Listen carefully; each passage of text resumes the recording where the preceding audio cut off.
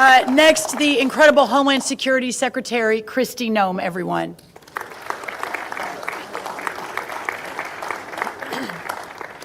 Well, good morning, and I am so blessed and pleased to be here with Brooke, who is a dear friend of mine, and our hearts and prayers still continue to go out with Texas, and I'll be back down there in a few days to spend more time with them and to help them continue to heal and with recovery efforts. The one thing I wanted to share with all of you today is that long before I had the honor of serving as President Trump's Homeland Security Secretary, I was a farmer. I was a rancher. In fact, I've worked on food policy for over 30 years.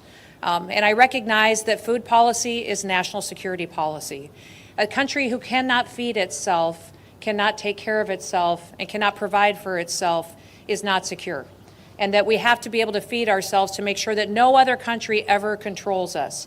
And I've watched for decades as evil foreign governments, including China, have come into this country and they've stolen our intellectual property. They've manipulated their currency. They've treated us unfairly in trade deals. They've come in and purchased up our processing companies, stolen our genetics. In fact, I've worked in this building off and on commissions and projects and laws and different statutes to ensure that China did not completely take control of our entire food supply chain, recognizing that the United States of America would be in jeopardy if that ever were to happen. I've watched them come in and establish a presence in stealing our chemicals, in providing our fertilizer for us. And so 2 years ago, when I served as governor of South Dakota, we passed a law in our state that said China and 6 other foreign evil governments would never own our farmland. And I'm very proud to say that in South Dakota, China does not own any of our land, nor will they ever own any of our land. While I served in Congress, I worked hard to put in programs that would help manage risk for farmers. I tell people all the time, farmers are the biggest gamblers that I know. They go to a bank oftentimes and they have to borrow money to buy land. Then they go back to the bank and they need machinery to work that land, and so they borrow some more money to do that. Then they have to go back and get an operating note to purchase seed and fertilizer, chemical potentially, and they put it in the dirt and they hope that months later it'll rain, the sun will shine, and that there'll be something there that they can pick up, that they can sell, and then that the markets that are beyond their control, that there will be a price there that will help them cash flow so they can go back and do it all over again the next year. And they do that so that they can feed this country, so that they can feed this world. In fact, growing up as a little girl and as a daughter of a farmer and a rancher, I always felt like God loved farmers more.